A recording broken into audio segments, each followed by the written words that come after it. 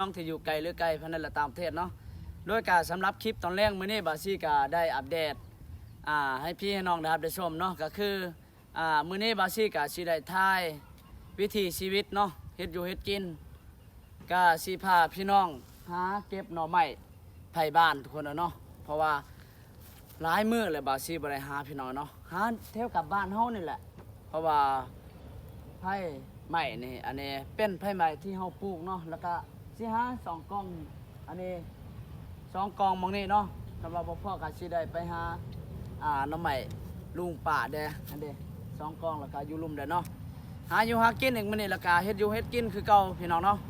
ไปพี่น้องมีแต่ว่าติดตามรับชมเบิ่งนำกันเด้อพี่น้องเนาะใครที่เข้ามารับชมก็อย่าลืมกดติดตามกดไลค์กดแชร์นะพี่น้องเพื่อเป็นกำลังใจเนาะไปลุยกันเลยพี่น้องนี่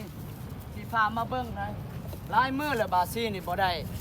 อันนี้หาหน่อไม้นี่ได้บ่ได้กินนี่ก็หลายมื้อแล้วทุกคนเลยมื้อนี้ก็สิมา